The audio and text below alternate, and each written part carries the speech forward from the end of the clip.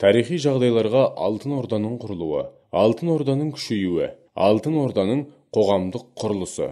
Құрметті балалар, өткен сабақта сіздер Шыңғысханның тарих сахнасына қалай келгенімен, тарихта қандай із қалдырғаны туралы кеңінен таныстыңыздар. Енді Шыңғысханның немересі Батумен танысасыздар. Енді Шыңғысханның немересі Батудың тұсындағы жағдайға көңіл аударайық. Сонымен 1227 жылы Шыңғысхан қайтыс болды. Ол өлгеннен кейін 1235 жылы Қарақорымда өткен моңғол ақсүйектерінің құрылтай жиналысы Шығыс Европаға жаңа жорық жасауға шешім қабылдады. Моңғол әскерлерін Шыңғысханның мұрагер немересі Жошының екінші ұлы Бату басқаратын болды. Бату әскері 1236 жылы Қамадағы бұлғарларды, мордваларды талқандап, 1237 жылы орыс мекендеріне келіп шүйлікті.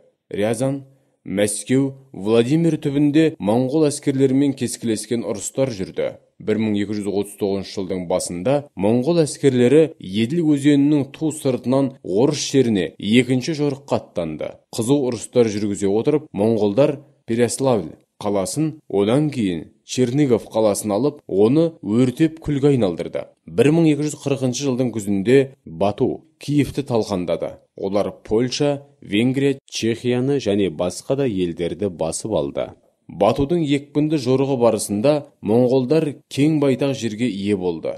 Оның шегі батыста Днестрге, шығыста Ертіске, солтүстікте Батыс Сібір ойпатына, оңтүстікте солтүстік Кавказға дейін жетті. Бату иеліктерінің құрамына оңтүстік шығыста солтүстік Хорезм мен Сырдарияның төменгі жағындағы жерлер енді. Оңтүстік орыс князьдіктері де Батуға тәуелді болды. Осындай аса зор мемлекет шығыс деректемелерінде Көк-Орда, ал орыс жылнамаларында Алтын Орда деп аталды.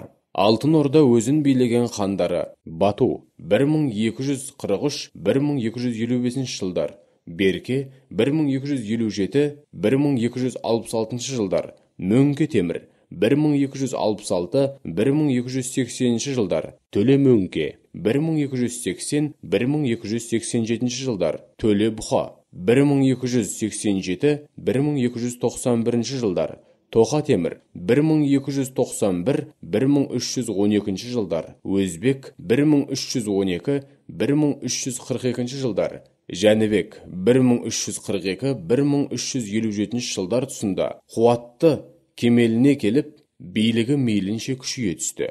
Беркенің кезінде Алтын Орда мен Египет сұлтаны Бейбарыс арасында байланыс күшейе түсті. 1262 жылы Бейбарыс Алтын Орда ханы Беркемен өзара достық қарым-қатынас орнату үшін өз елшісін жіберді. Мұнан кейін екі ел арасында әскери, сауда, діни, мәдени байланыстар орнады. Берке хан тұсында Алтын Ордаға ене бастаған ислам діні кейін Өзбек хан тұсында үстем дінге айналды.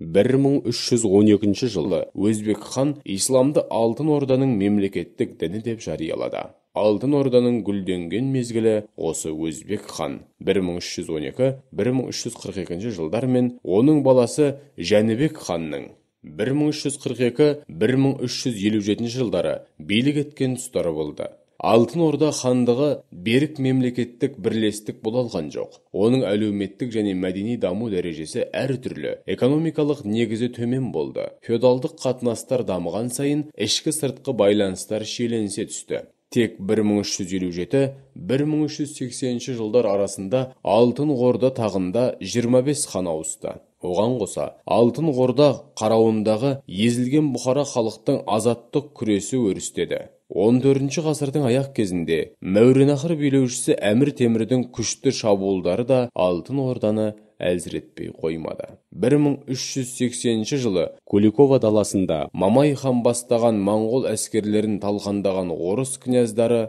Алтын Ордадан тәуелсіздік алды.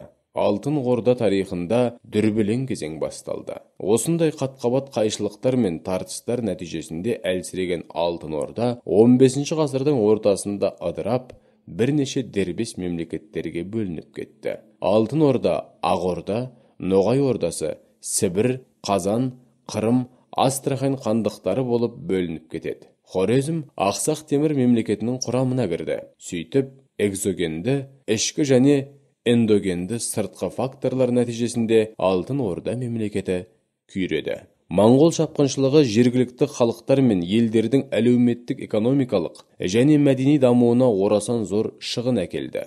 Елдің саяси және мәдени байланыстарын үзіп, шаруашылығын күйретті. Қазақстанның оңтүстік және оңтүстік шығыстағы отырықшы қала мәдениеті мен егіншілігі гүлденген аудандары тапталды. Қалалар мен елді мекендер Отырар, Сауран, Сығанақ, Жент сияқты ірі орталықтар қиратылып, Жетісу бойындағы қалалар құрып кетті. Солай бола тұра, тарихтан белгілі мына бір жағдайларды да естен шығармағанымыз жөн. Империялар тарихына шолу мынаны дәлелдеп отыр. Қарудың күшімен құрылған мемлекет жергілікті халықтың топтасуын жеделдетіп, оның өз тәуелсіздігі үшін толассыз күрес жүргізіп, міндетті түрде ерте ме кеш пе өз мемлекетін құруына алып келеді. Империя саясаты осыған итермелейді.